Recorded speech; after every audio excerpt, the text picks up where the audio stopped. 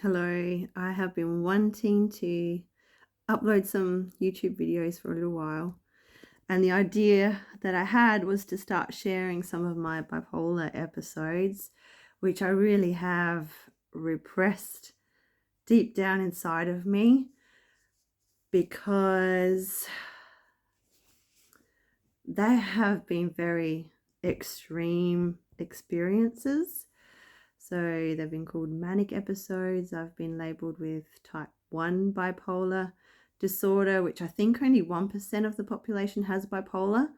And a type 1 is even less common because a lot of people have the kind of constant fluctuating moods, whereas type 1 is where you go, woohoo, psychotic episode, which can last sometimes weeks, where I won't be able to sleep. I've just got so much energy. I can't stop.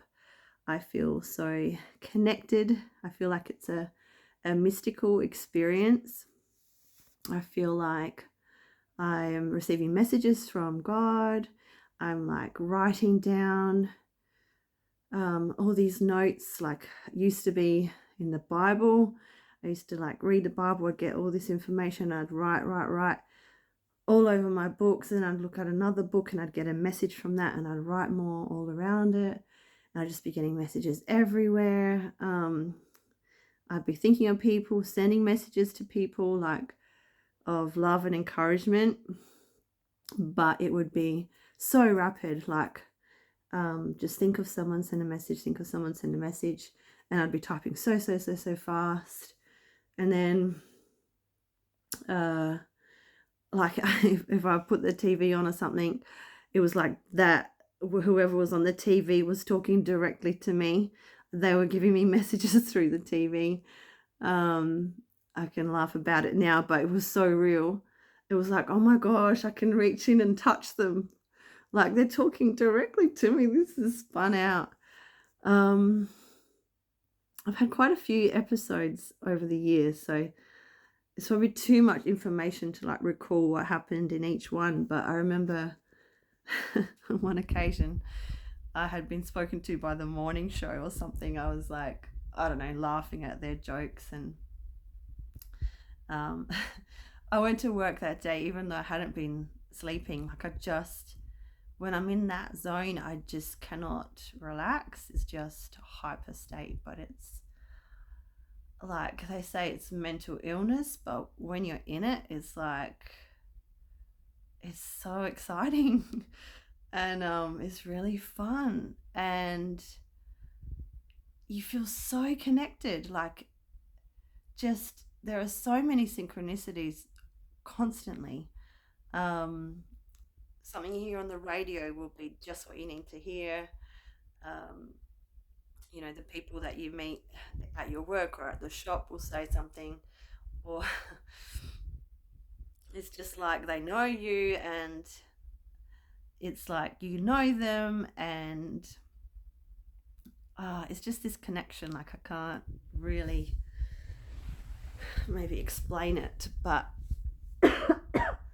um, I was working in a childcare. This was some years ago, and I was like getting to that point. I guess I was sort of, people would say, delirious or delusional, because I just maybe hadn't slept for 3 4 days or something.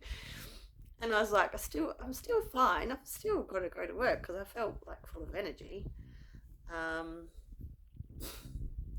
but I guess some of the ideas I was having was like stuff that people might think, oh, that's a bit strange. Why is she doing that?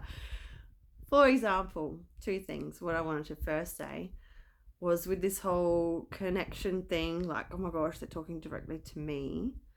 Um, I remember picking up a child and looking into their eyes and just thinking, oh my gosh, you've got cameras in your eyes. You're like recording me. I know that probably sounds a bit, woo, that's a bit out there. But I have this real feeling, but it's more like a knowing that that we are all being watched. But I guess when I'm in that zone, I think it's me. They're watching me. Everyone's watching me. And I guess that's what they call paranoia. Pardon me. Pardon me. Sorry. And then I start to think, oh my gosh, the government's watching me.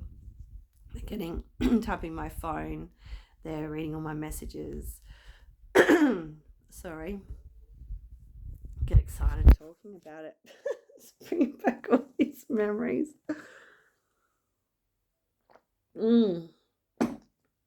Sorry. So yeah, you see, I'm an ideas person. Oh my gosh, I should edit this. Something doesn't want me to tell my story. Cough it out.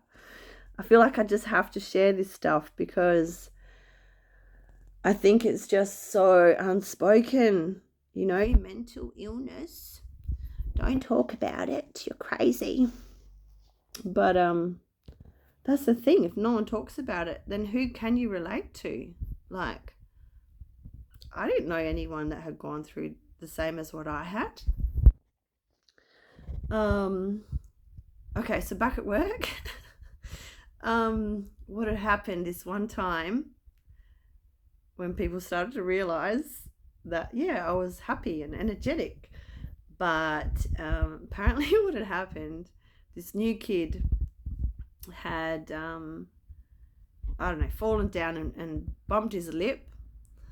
And apparently his teeth might have gone through his lip or something. But I was in this, I don't know, another dimension. I was in a parallel universe where in my mind, I was seeing heaven on earth. And I was seeing all the children playing like it was a heavenly, blissful state. And I was beginning to call the children like there was a little William, and I was calling him Prince William, stuff like this. Anyway, so the way I saw it, this kid that had bit his lip, I was like, oh my gosh, there's no blood. He's fine, like he's healed. It's a miracle. What else did I say? Like, he's not even crying. Oh my gosh, it's heaven on earth. It's the new world. So I was like, this is amazing. Like, I was having the time of my life. Then, I think it was the next day. So still obviously went into work. Woo-hoo. And then the boss called me into the office. And I'm like, hi. Whatever. Debbie, we've had a complaint. Oh, really? Complaint about me? Really? A complaint about me?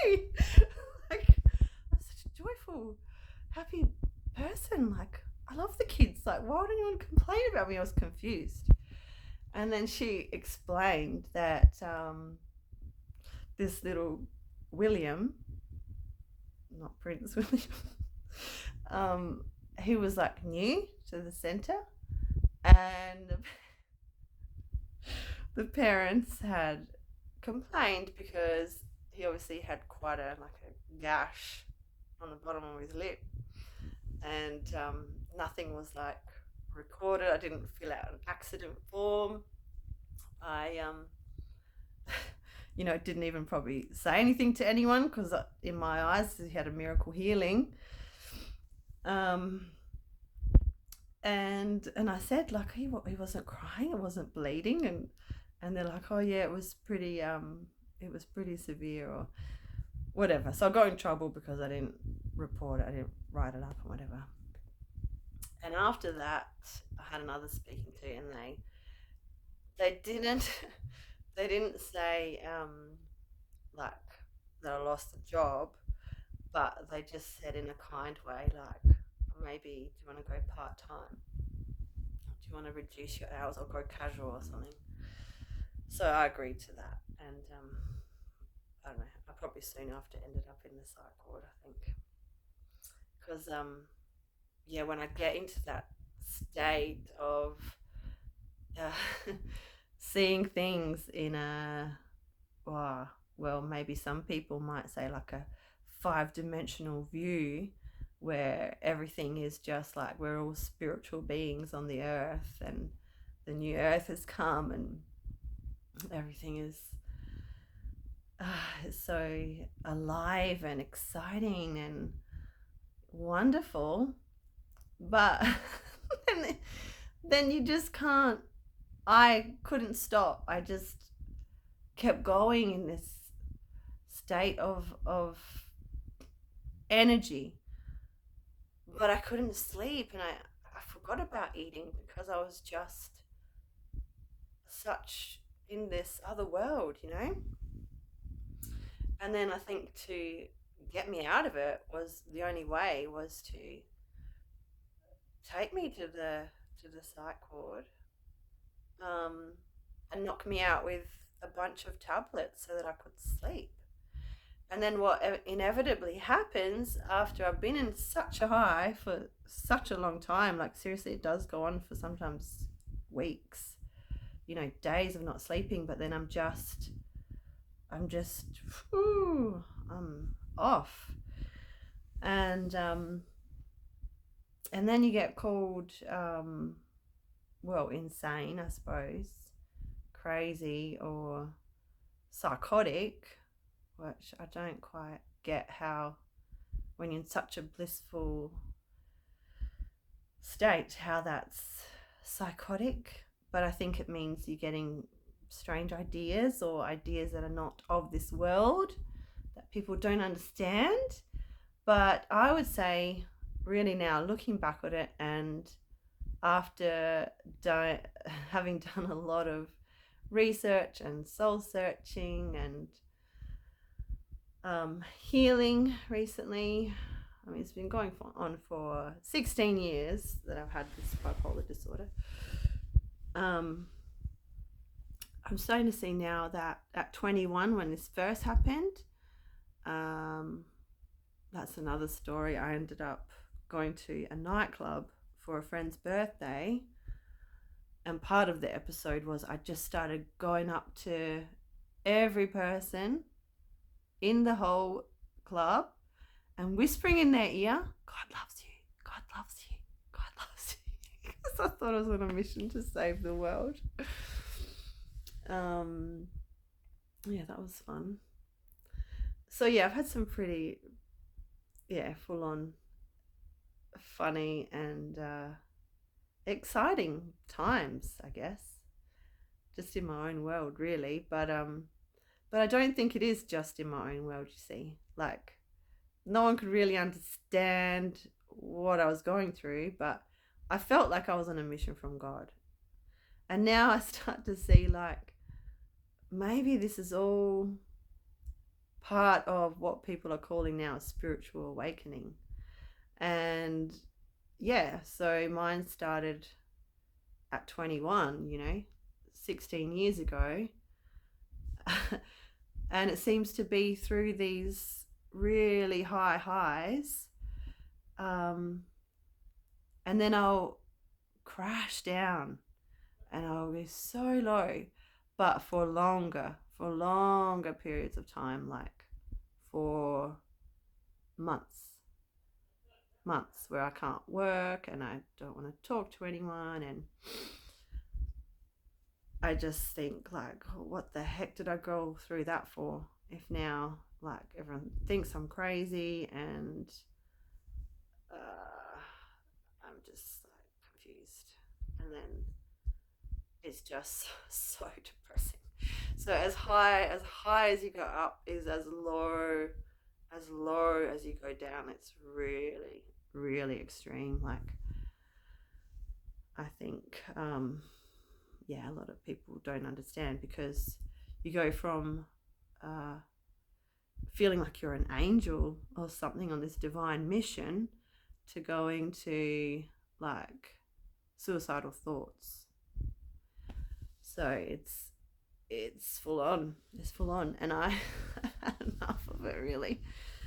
I don't want to keep going through these swings of highs and lows. I've had enough. And I think what I'm starting to really understand is the mind, how powerful it is, and this thing called the ego, which can really trip you up, because on the high side of it, the ego is what's telling me I'm going to save the world. Like, it's me. I'm going to do it by myself, because it's another story, but I guess that's the ego thinking I'm so special, I can do this, like I've got this divine mission. But then on the other side, the flip side of the depression is all that negativity, all that heavy, draining, separate, lonely, dark, that just awful place where you're just struggling every day to get through. And I guess that's just the other side of ego thinking. And what I've come to realize, I suppose, is that the ego might be such a small part of our mind, I guess. But if we feed it, if we really keep ruminating and thinking those same negative thoughts, it can take over. And now I'm starting to see what's helped me is starting to look up like meditations, like the Ho'oponopono, the Hawaiian meditation. I found one. I did it yesterday, and halfway through I burst into tears, and I felt like something healed me, something healed inside of me. And then later, something made me laugh on my Facebook, and then I spoke to my brother, and he made me laugh because he's really funny. And then I thought, I'm going to look up laughter, like the spiritual side of laughing, and it's so powerful. And then in the shower, I had a I don't know, maybe a healing, awakening experience where I just had all this stuff in my mind that I was feeling really fearful of, because I go through these periods where I feel so afraid, afraid of my own mind. It's kind of funny, I suppose, when you think about it. But the images and stuff that I had conjured up in my mind that were scaring me, I started to imagine them. I just started laughing. I just started like, this is ridiculous. This is funny. I have to laugh at this. I don't want this to have power over me anymore. I'm going to heal it and transmute it through laughing. So I'm in the shower, in the nice warm shower, and I'm just laughing in my mind, imagining these images that were bothering me and getting me down for so long, laughing and laughing. And then I started singing. And I have a spiritual coach who told me last week, she reminded me of the Beatles song, all we are saying is give peace a chance. And then what Brittany said, she sings with her daughter, God is but love, therefore so am I. I just started singing, but like fully just let it rise up out of me. Like clearing out all these blocks that I've had, for so long. So I felt like it's clearing this channel within me to be able to express myself with joy through laughing, which like the joy of the Lord is my strength. And laughter is like a spiritual, it's the best medicine. It's like a spiritual healing.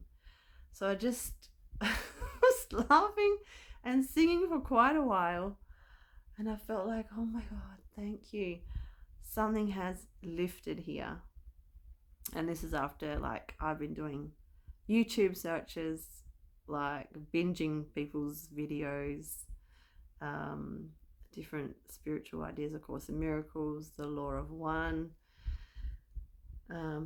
This guy Aaron Dowdy, I just got hooked on his channel on the weekend, and he said so much good stuff that I've just had all these aha moments and like, oh wow, yeah, that makes sense.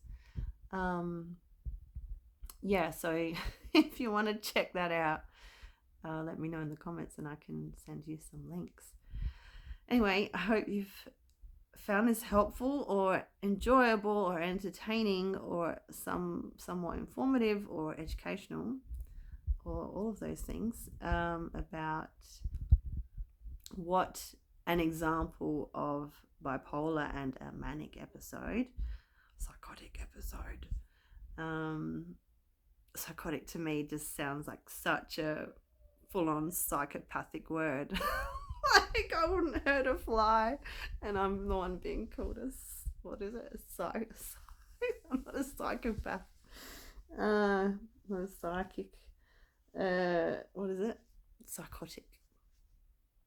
See, words and their meanings, they need to be changed, because mental illness is really a rubbish word. It's like,